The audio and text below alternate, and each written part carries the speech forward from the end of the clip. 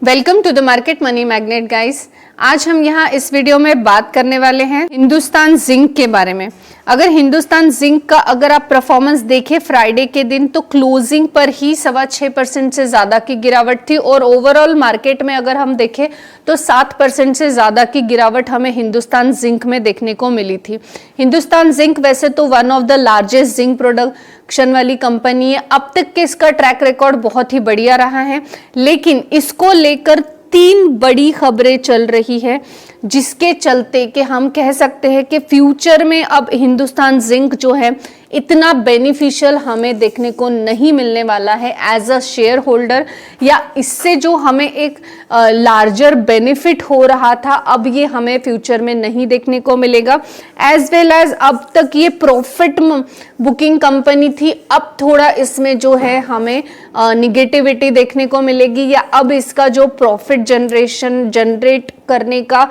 जो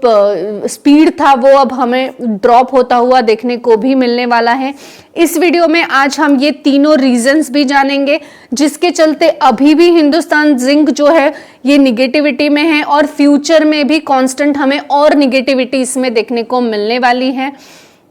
इसके अलावा मैं ये क्यों बोल रही हूँ कि अब हिंदुस्तान जिंक हमारे लिए बेनिफिशियल नहीं रहा, हम इसके पीछे का भी पूरा रीजन जानने वाले हैं और हिंदुस्तान जिंक की वजह से जो इसके कोरिलेट कंपनी है इसको कितना बेनिफिट हो रहा है हम वो भी जानेंगे, और कुछ डिसीजंस जो हिंदुस्तान जिंक के लिए गए हैं वो डिसीजंस जो है ये किसी और कंपनी के वेल विशिंग में लिए गए हैं, ना कि सेल्फ अपने कंपनी के होल्डर्स शेयर होल्डर्स के, तो हम ये भी जानेंगे। और ये सब सारी स्ट्रैटेजी चल क्यों रही है हम इस पे भी बात करने वाले हैं। तो सबसे पहले हम देख लेते हैं कि हिंदुस्तान जिंक की पहली ऐसी न्यूज कौन सी है कि जिसके चलते हमें हिंदुस्तान जिंक में गिरावट का दौर शुरू होते हुए देखने को मिला है। यहाँ मैंने हिंदुस्तान जिंक के Q3 के रिजल्ट जो है ये डाउनलोड किया है। अब यहाँ पे हम पूरा Q3 का रिजल्ट एनालाइज नहीं करेंगे, मैं सिर्फ आपको पहली वजह बताना चाहूँगी, वो ये है कि हिंदुस्तान जिंक जो है इसके Q3 के रिजल्ट में अगर पूरा रिजल्ट आप देखेंगे तो प्रॉफिट 20% से ड्रॉप हुआ है, यानी प्रॉफिट हमें 20% से जो है निगेटिव में जाता हुआ देखने को मिला। अब जब Q3 के रिजल्ट में प्रॉफिट जो है 20% से ड्रॉप है तो उसके बावजूद जो है हिंदुस्तान जिंक ने आप यहां देख सकते हैं 13 रुपए का जो है डिविडेंड दिया है, यानी करीबन 650% का डिविडेंड यहाँ पे हिंदुस्तान जिंक ने दिया है। बोर्ड ऑफ डायरेक्टर ने अप्रूव किया है 3rd इंटरिम डिविडेंड को। अब डेफिनेटली शेयर होल्डर का यहाँ पे जो है अप्रूवल लगेगा और शेयर होल्डर आज तक तो कभी इंटरिम डिविडेंड को अपोज करते हुए देखने को नहीं मिले, तो ऑब्वियस से अभी भी नहीं मिलेंगे। जहां लॉस मेकिंग कंपनी बन रही है, प्रॉफिट लॉस में गया है, वहां 13 रुपीज का डिविडेंड देने के पीछे का रीजन क्या है, स्ट्रैटेजी क्या है, हम ये जानेंगे। पर पहला ये रीजन रहा है जिसके चलते कि हमें फ्राइडे के दिन हिंदुस्तान जिंक में अच्छी खासी गिरावट देखने को मिली है। अब ये जो है फॉल का एक पहला रीजन हमने देखा। सेकंड रीजन अगर हम इसका देखेंगे तो जो वेदांता कंपनी है, आप सब जानते ही हैं कि वेदांता कंपनी जो है ये वेदांता कंपनी का जो इंटरनेशनल जिंक असेट्स हैं वो इंटरनेशनल जिंक असेट जो है इनका ये एक्वायर कर रहा है हिंदुस्तान जिंक।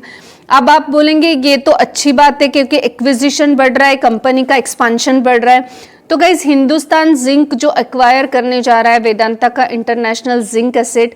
ये करीबन 2.98 मिलियन की डील है, यानी अगर हिंदुस्तानी करेंसी में बोलेंगे तो 24,146 करोड़ की डील करने जा रहा है हिंदुस्तान जिंक वेदांता के इंटरनेशनल जिंक असेट्स के साथ।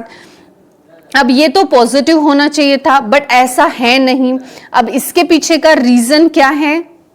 तो इसके पीछे का क्लियर एंड कट रीजन ये है कि हिंदुस्तान जिंक जो है, अगर आपने इसका शेयर होल्डिंग पैटर्न देखा होगा, जो कि मैं अभी यहाँ पे ओपन कर लेती हूँ, आप यहाँ देख सकते हैं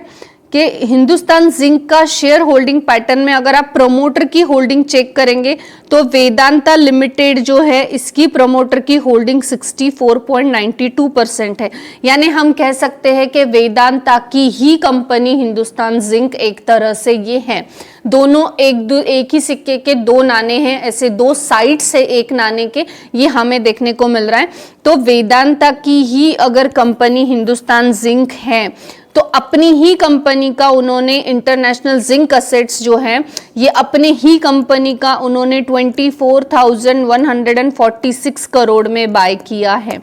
अब यहाँ पे सेकेंड पॉइंट में ये भी चीज एक मेंशन हो रही है कि हिंदुस्तान जिंक जो है अपने शेयर होल्डर को 13 रुपीज का डिविडेंड दे रहा है at the time when he is drop his profit from the 20% से उनका प्रॉफिट जब ड्रॉप हुआ है तब वो 13 रुपए का डिविडेंड दे रहे हैं। अब 13 रुपए का डिविडेंड वो अपने प्रमोटर्स को आप देख ही सकते हैं 64.92%, यानी वेदांता को वो जो है ये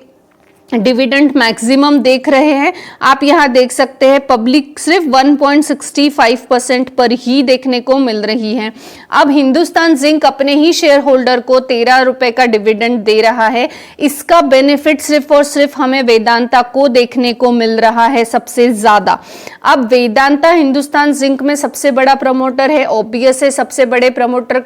की अप्रूवल ही लगेगा, जैसे कि बोर्ड ने अप्रूव कर दिया है तो वेदांता तो अपना बेनिफिट छोड़ेगा नहीं और ऑब्वियस है वो वेदांता भी यहाँ पे अप्रूवल देगा और हिंदुस्तान जिंक जो है अपने प्रमोटर को ही ये बेनिफिट दे रहा है। इसके बाद अगर हम और देखें कि हिंदुस्तान जिंक जो है इसका टर्नओवर जो है ये 2% जो है ये ब्रांड फीस के तौर पे दे रहा है प्रमोटर्स को। हिंदुस्तान जिंक अपने टर्नओवर में से 2% का बैंड फ्री दे रहा है प्रमोटर को। अब आपको यहां मैंने ऑलरेडी बताया प्रमोटर तो वेदांता है, यानी डायरेक्ट ये वेदांता को जो है 2% का बैंड फ्री दे रहा है। अब ये वेदांता के प्रमोटर को देने की वजह से बेनिफिट वेदांता को मिलेगा। क्वेश्चन यहाँ पे ये है कि हिंदुस्तान जिंक ये दे क्यों रहा है एक्विजिशन, वो अगर वेदांता का इंटरनेशनल जिंक असेट का ऑन द कैश कर रहा है 2.98 बिलियन में तो फिर 2% का बैंड फ्री देने की जरूरत नहीं। अब दे रहा है यानी वेदांता ऑलरेडी डूबती हुई नैया है, उसको तारने के लिए हिंदुस्तान जिंक से वो बैंड फ्री ले रहा है, जिसका जो लॉस है ये हिंदुस्तान जिंक पे हमें देखने को मिलने वाला है। अब हिंदुस्तान जिंक का अगर हम वैल्यूएशन की बात करें तो हिंदुस्तान जिंक का जो वैल्यूएशन हमें देखने को मिल रहा है वो वैल्यूएशन 8.4 टाइम्स है वेदांता से, और वेदांता इंटरनेशनल जिंक असेट का देखे तो ओनली जो है 5 टाइम का वैल्यूएशन देखने को मिल रहा है। अब यहाँ पे आप डिफरेंस भी देख सकते हैं कि करीबन 15 टाइम्स के वैल्यूएशन पे ये जो डील है ये होने जा रही है, तो ये हिंदुस्तान जिंक 15 टाइम के वैल्यूएशन पे ये असेट्स खरीद रहा है, यानी ये बहुत ही बड़ा हम कह सकते हैं एक रॉन्ग डिसीजन साबित हो सकता है, या एक हम इसको ये भी बोल सकते हैं कि बड़ा कंफ्यूजिंग है ये डिसीजन जो है हिंदुस्तान जिंक का। अब यहाँ पे जो मेन और मोस्ट इम्पॉर्टेंट बात आ रही है कि अगर आप हिंदुस्तान जिंक का जो मैक्सिमम रिटेल इन्वेस्टर्स है, जिसमें हिंदुस्तान जिंक में इनका जो इन्वेस्ट करने का इनका पर्पस था ये था इसका डिविडेंड यील्ड। अब इसका डिविडेंड यील्ड जो है आप लास्ट 1 साल में देखेंगे तो मोर देन 10% के आसपास था, राइट। पर अब इस डील के बाद इनका डिविडेंड यील्ड नहीं रहेगा, हिंदुस्तान जिंक का इतना नहीं आएगा, यानी 10% नहीं आएगा, क्योंकि ये जो है कंपनी हिंदुस्तान जिंक इतना बड़ा ट्रांजैक्शन करने के बाद हम कह सकते हैं कि थोड़ा लॉस मेकिंग जाएगी, इनके ऊपर थोड़ा जो इनका डेप्थ है ये बढ़ जाएगा, और इसके ट्रांजैक्शन जो है पब्लिक को